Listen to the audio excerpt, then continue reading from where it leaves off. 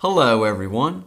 In this lesson we will answer the question, how do I get my own WordPress? Right? So how do I get my own public-facing website and how do I get my own administrator dashboard? Well, there are two main ways to get started with WordPress, and it all boils down to two websites, WordPress.com and WordPress.org. Now they each have their own pros and cons, so let me go over those right now. Let's start with WordPress.com. The pros of WordPress.com is that it's very easy to get started. You simply visit WordPress.com and you sign up for an account.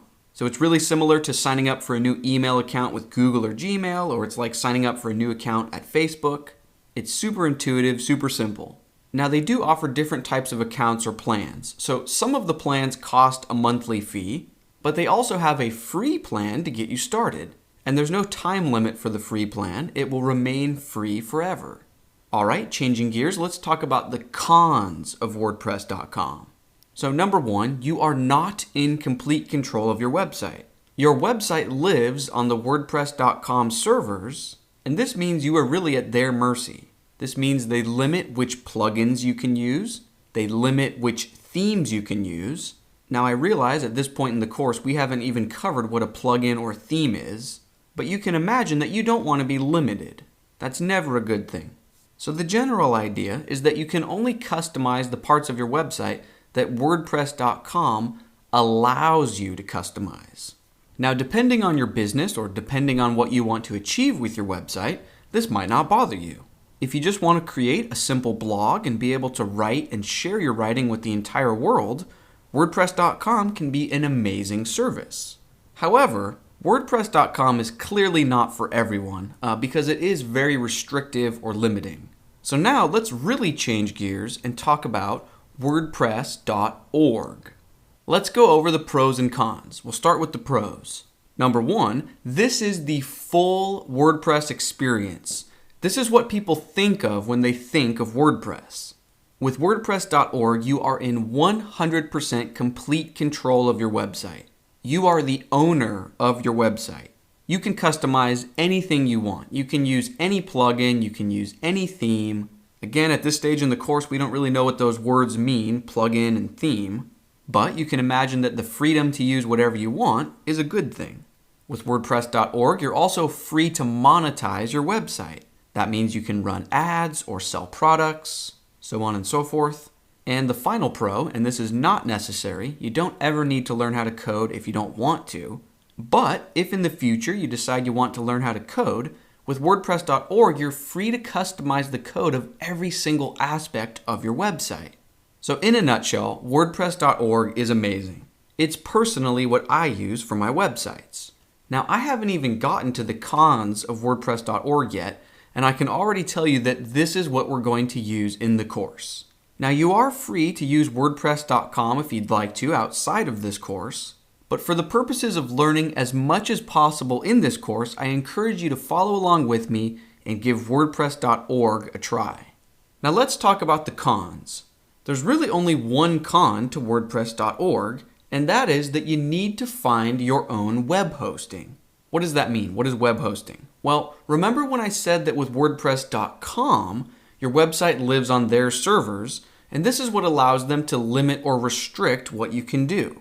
With WordPress.org, your website will live on whatever web host company you choose, and there are hundreds of thousands of web host companies to choose from. A web host is just a company that leaves their computers or servers on 24 hours a day, 365 days a year. And your website lives on their servers, so that way your website is accessible to the world around the clock. Now, any web host worth using costs money. But don't worry, I want you to be able to work through this course without spending an extra penny, so I've partnered with a web host so you can get started for free. You won't even need to enter a credit card or any form of payment. We'll talk more about that in just a few minutes. But anyways, with web hosts, you typically pay a monthly or yearly amount, and in return, they host your website for you. Generally speaking, you get what you pay for, meaning the more expensive the web host, the faster your site will load for your visitors. Now, like I said, there are tons of web host companies to choose from, and it can be difficult to know where to begin. Which company should we use? Well, if we open up our web browser and go to the official WordPress.org website, we see that up in the header within this main navigation bar, towards the right-hand side, there's a link named Hosting. Over the years, the WordPress team has paid attention to which hosting companies treat their customers the best and make working with WordPress a breeze. Now, you don't have to use one of these companies, but these are among the best. So we see Bluehost, DreamHost, Flywheel, and SiteGround. Now, normally it costs money to sign up with one of these web hosts, but I've partnered with SiteGround for this course. And thanks to that partnership, you can get started with your own hosting and WordPress site without spending another penny. Now, I don't want you to feel like you have to use SiteGround. If you want to Google and do your own research and choose a hosting company on your own, more kudos to you. But as the teacher of this course, I want to provide a clear example path that anyone can follow. All right, so let's get started. As a student in this course, you are free to visit the following URL: learnwebcode.com/student-hosting. So learnwebcode.com is my website, and then the /student hosting will take us to the free SiteGround signup. So if I push enter to visit this URL, we see special deal for Learn Web Code students. Create your website now. So I'm going to click this sign up button. Just enter your email address and make up a password.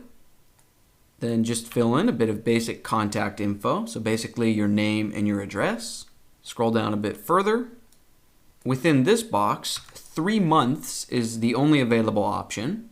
And again, it's not like at the end of 3 months they can automatically bill you. They can't because we aren't even entering a credit card. So we see $0.00, and if we scroll down a bit further, make sure this box is checked. And the submit button reads pay now, but obviously our grand total is $0.00, so you're not actually paying. So go ahead and click the pay now button. And that should take you to this success screen. Now, it may take 5 seconds or it may take 10 minutes, but very soon you should receive an email from SiteGround. In that email, look for a button or link that reads Login to Customer Area. Or you can simply hover over this button in the top right that reads Login, and you can enter your email and password right here. Or if you actually click right about here, that will take you to the dedicated login page. It doesn't matter how you log in. Okay, so go ahead and type in your email and your password and then click sign in.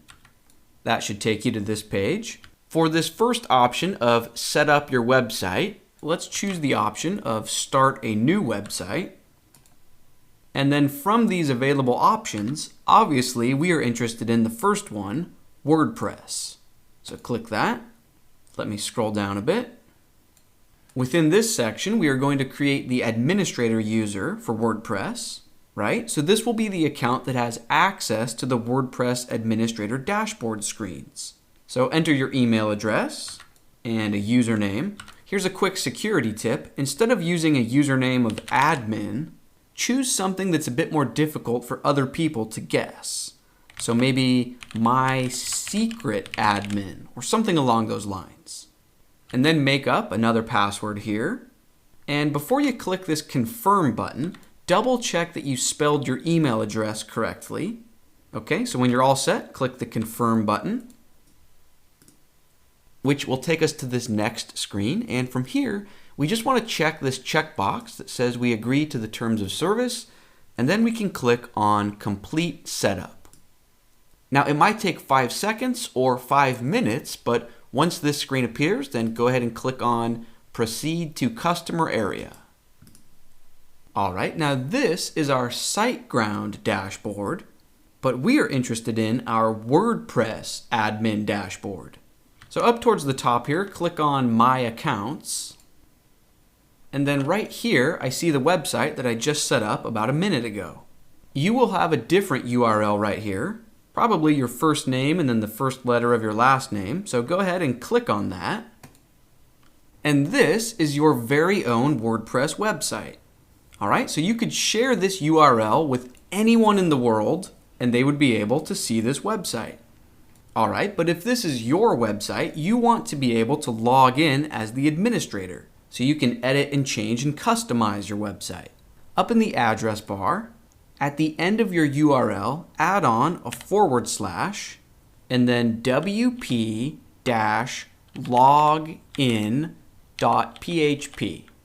And again, this part of your URL will be different. So press enter, and then just add the WordPress admin username and password.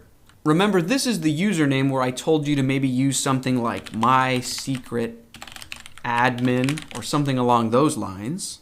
So go ahead and type in your username and password right now. Click login. And if you're using the free SiteGround account, you'll see a screen that looks like this. You will not see this screen if you are using any other web hosting company. This is a quick start guide that the SiteGround company created to try and make the process of creating a WordPress website a bit easier. However, this quick start guide is not necessary. You're free to use it if you want to, but I recommend just scrolling down to the bottom and clicking on the exit link. If you do want to use this quick start guide and you click start now, nothing bad will happen, and the default choices are great. They won't hurt anything. I just think this step is unnecessary, so I recommend clicking exit. Okay, now again, if you're using SiteGround like I am, you'll see a screen that looks like this. If you're using any other web host, your WordPress admin dashboard will not look exactly like this. That's okay. In fact, if you are using SiteGround like I am, I actually encourage you to do the following.